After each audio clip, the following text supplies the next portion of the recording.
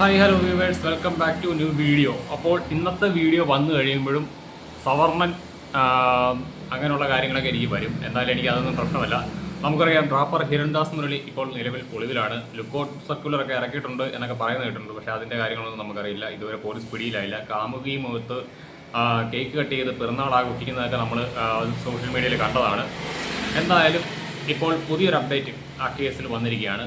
കൂടുതൽ പരാതിയുമായിട്ട് സ്ത്രീകൾ രംഗത്തെത്തിയിരിക്കുകയാണ്. മുഖ്യമന്ത്രിയുടെ ഓഫീസിലാണ് പരാതിയുമായി സ്ത്രീകൾ രംഗത്ത് വന്നിരിക്കുന്നത്. ഇതോടെ ഇയാൾ കൂടുതൽ പ്രതിസന്ധിയിലേക്ക് പോവുകയാണ്. ഇയാളുടെ ഒരു ഷോ ഇപ്പോൾ പോസ്റ്റ്പോൺ ചെയ്ത് വെച്ചിരിക്കുകയായിരുന്നു. ആ ഷോ ഇനിയിപ്പോൾ പൂർണ്ണമായും നിലയ്ക്കുന്ന അവസ്ഥയിലേക്ക് തന്നെയാണ് പോകുന്നത്. മറ്റൊന്നുമല്ല, നമുക്കറിയാം, തൃക്കാക്കര പോലീസ് സ്റ്റേഷനിൽ കോട്ടയം സ്വദേശിനിയായിട്ടുള്ള ഒരു ദളിത് വിഭാഗത്തിൽ നിന്നുള്ള വനിതാ ഡോക്ടർ ഒരു പരാതി നൽകിയിരുന്നു. വിവാഹ വാഗ്ദാനം നൽകി നിരന്തരമായിട്ട് ലൈംഗികമായി തന്നെ ചൂഷണം ചെയ്തു, തന്നെ അതിനുശേഷം വലിച്ചെറിഞ്ഞു എന്ന് പറഞ്ഞുകൊണ്ട് ആ സ്ത്രീ രംഗത്ത് വന്നതും എല്ലാം നമുക്കറിയാവുന്നതാണ്. അതേ തുടർന്നാണ് ഒളിവിൽ പോയത്. അവർ തെളിവ് സഹിതമാണ്, ഡിജിറ്റൽ എവിഡൻസ് സഹിതമാണ് കേസ് നൽകിയത്. ഇതിന് ശേഷമാണ് ഈ പ്രസ്തുത റാപ്പർ ഒളിവിൽ പോകുന്നതും അതേ തുടർന്ന് പിന്നെ ഇയാൾക്കെതിരെ കുറേയധികം സ്ത്രീകൾ ഇൻ്റർവ്യൂസുമായി ന്യൂസ് ചാനലുകൾക്ക് മുന്നിലും ഓൺലൈൻ മീഡിയാസിന് മുന്നിലും വന്നിരുന്നു. അതിലൊരു വീഡിയോ എടുത്ത് വെച്ച് ഞാൻ റിയാക്ട് ചെയ്തിരുന്നായിരുന്നു. അതിൽ പറയുന്നത് സ്വന്തം അമ്മയെ കൂട്ടുകാരുടെ മധ്യത്തിൽ കോൾഗേളായിട്ട് ചിത്രീകരിച്ചു, സ്വന്തം സഹോദരിയുടെ സ്വകാര്യ ഭാഗങ്ങളെ പുരുഷന്മാരുടേതുമായിട്ട് താരതമ്യം ചെയ്തു, അങ്ങനെയുള്ള ലൈംഗിക വൈകൃതങ്ങൾക്ക് ഇയാൾക്ക് താല്പര്യമുണ്ട്. അതുകൂടാതെ തന്നെ ഉൾപ്പെടെ നിരവധി സ്ത്രീകളെ സെക്സിലൂടെ ബ്ലീഡ് ചെയ്യിപ്പിച്ച ഒരു മനോരോഗിയാണ് ഇയാൾ എന്നൊക്കെ പറഞ്ഞുകൊണ്ടായിരുന്നു പലരും രംഗത്ത് വന്നത്. ഇതിൽ ഈ സ്ത്രീ തന്നെ നടത്തിയൊരു വെളിപ്പെടുത്തലുണ്ട്. ഇതിനകത്ത് മൂന്നാമത് ഒരു പെൺകുട്ടി അഫക്റ്റഡ് ആയിട്ടുണ്ട്. ആ പെൺകുട്ടിയെ നിർബന്ധപൂർവമാണ് തന്നെ ചെയ്ത കണക്ക് തന്നെ സെക്ഷൽ ആക്ട് ചെയ്തത് എന്നൊക്കെ പറഞ്ഞുകൊണ്ട് ഒരു ഇൻ്റർവ്യൂ പുറത്തു വന്നിരുന്നു. ഞാനത് ബ്ലർ ചെയ്ത് എൻ്റെ ചാനലിൽ തന്നെ അപ്ലോഡ് ചെയ്തിട്ടുണ്ടായിരുന്നു. എന്തായാലും അതിനുശേഷമാണ് ഇപ്പോൾ നിലവിൽ ബഹുമാനപ്പെട്ട കേരള മുഖ്യമന്ത്രി പിണറായി വിജയൻ സാറിന് അദ്ദേഹത്തിൻ്റെ ഓഫീസിൽ നേരിട്ടെത്തി യുവതികൾ ഇയാൾക്കെതിരെ പരാതി നൽകിയതായിട്ടുള്ള ന്യൂസ് പുറത്തു വരുന്നത്. എന്തായാലും ഇതോടുകൂടി ഇയാൾ കൂടുതലായിട്ടും പെട്ട് എന്ന് വേണമെങ്കിൽ പറയാം. തുടർച്ചയായ സ്ത്രീകൾ ഇത്തരത്തിൽ പരാതിയുമായിട്ട് രംഗത്ത് വരുമ്പോൾ സംസ്ഥാന സർക്കാരിന് ഈ വിഷയത്തിൽ കൈയും കെട്ടി നോക്കി നിൽക്കുവാൻ സാധിക്കില്ല. കാരണം സംസ്ഥാന സർക്കാർ ഇനിയും ഈ വിഷയത്തിൽ ഒരു അലസ മനോഭാവമായിട്ട് മുന്നോട്ട് പോയി കഴിഞ്ഞാൽ ഇത് ഉറപ്പായിട്ടും ദേശീയ ലെവലിൽ ചർച്ച ചെയ്യപ്പെടും. അങ്ങനെ വന്നു കഴിയുമ്പോഴത്തേക്കും ഉറപ്പായിട്ടും ഇത് ദേശീയ വനിതാവകാശ കമ്മീഷൻ ഉൾപ്പെടെയുള്ള മന്ത്രാലയങ്ങൾ ഏറ്റെടുക്കുകയും ചെയ്യും.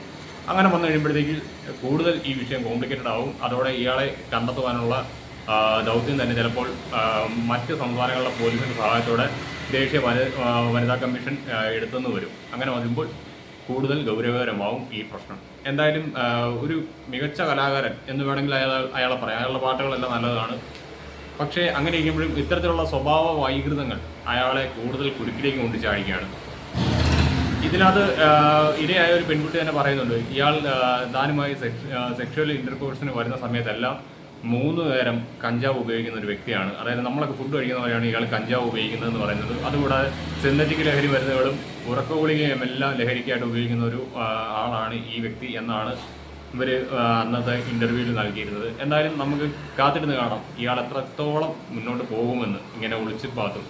എനിക്കൊരു സംശയമുള്ളത്, ഇത്രയും സോഷ്യൽ മീഡിയയും അഡ്വാൻസ്ഡ് ടെക്നോളജിയും ഉള്ള ഒരു കാലഘട്ടത്തിൽ ഇയാളെപ്പോലെ പ്രശസ്തനായിട്ടുള്ള ഒരു വ്യക്തി എങ്ങനെ ഇത്തരത്തിൽ ഒളിവിൽ കഴിയുന്നു എന്ന് അറിയില്ല. കാരണം ഇന്ന് ഏത് കുറ്റവാളി ജയിലിൽ ആടിപ്പോയാൽ പോലും അയാളെ നിമിഷങ്ങൾ കൊണ്ട് കണ്ടുപിടിക്കുന്ന പോലീസിന് ഈ ഒരു ക്രൈമിൽ ഉൾപ്പെട്ട ഈ പ്രസ്തുത റാപ്പറെ പിടികൂടാൻ സാധിക്കുന്നില്ല എന്ന് പറയുന്നത് അത്രയ്ക്കും വിശ്വാസയോഗ്യമല്ല. ഒരു പക്ഷേ ഇയാളെ പിടികൂടി കഴിയുമ്പോൾ കഴിഞ്ഞ തവണത്തെ പോലെ തന്നെ ഈ ജാതിക്കാട് രംഗത്ത് വരുമോ എന്നുള്ള ഭയം, അതുകൊണ്ടായിരിക്കാം ഒരു പക്ഷേ പോലീസും ഈ വിഷയത്തിൽ മൗനം പാലിച്ചുകൊണ്ടിരിക്കുന്നത്, അല്ലെങ്കിൽ അവരൊരു അലസ സമീപനം സ്വീകരിക്കുന്നതെന്ന് എനിക്ക് തോന്നുന്നത്. എന്തായാലും കൂടുതൽ സ്ത്രീകൾ ഇനിയും രംഗത്ത് വരും തന്നെയാണ് ഞാൻ വിശ്വസിക്കുന്നത്. അങ്ങനെ വന്നു കഴിഞ്ഞാൽ ഞാൻ കൃത്യമായി എൻ്റെ അഭിപ്രായം ഈ വിഷയത്തിൽ രേഖപ്പെടുത്തുകയും ചെയ്യും.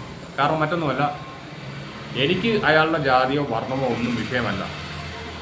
അത് അയാളുടെ മാത്രമല്ല, ആരുടെയും ജാതിയും മതവും വർണ്ണവും നോക്കിക്കൊണ്ടല്ല ഞാൻ ഇരിക്കുന്നത്. അതെൻ്റെ സംസ്കാരമല്ല. പക്ഷേ ഇമാതിരി കൊള്ളരുതാന്ന് കാണിക്കുമ്പോൾ ഞാൻ ഉറപ്പായിട്ടും എൻ്റെ നിലപാട് ആ വിഷയത്തിൽ പറഞ്ഞുകൊണ്ടിരിക്കും. അതിപ്പോൾ അതിൻ്റെ പേരിൽ ക്രിമിനേടി ഉള്ളവർ നല്ല കപ്പളങ്ങ എവിടെയെങ്കിലും കിട്ടുമെങ്കിൽ മേടിച്ച് കഴിച്ചാൽ മതി. അപ്പോൾ ശരി, എന്തായാലും പതിവ് ചോദ്യം തന്നെയാണ് ഞാൻ ചോദിക്കുന്നത്. നാളെ സ്വന്തം കുടുംബത്തിൽ നിന്ന് ഒരെണ്ണത്തിന് ഇതാണൊക്കെ കൊണ്ടുപോയി ചവച്ച് കുപ്പി കളഞ്ഞ് കഴിയുമ്പോഴത്തേക്ക് അന്നും നീയൊക്കെ താങ്ങിക്കൊണ്ട് നടക്കുമോ? താങ്ങിക്കൊണ്ട് നടക്കുമായിരിക്കും. അതിനുള്ള ബോധവും വിവരമൊക്കെ ഉള്ളൂ നിനക്കൊക്കെ. അല്ലെങ്കിൽ ഇങ്ങനെ ഒരു സാധനത്തിന് തലയും ചുമന്നിട്ട് നടക്കത്തില്ല എന്നുള്ള കാര്യത്തിൽ 100% എനിക്ക് ഉറപ്പുണ്ട്. നിനക്കൊന്നും അതിനുള്ള വിവരമേ ഉള്ളൂ.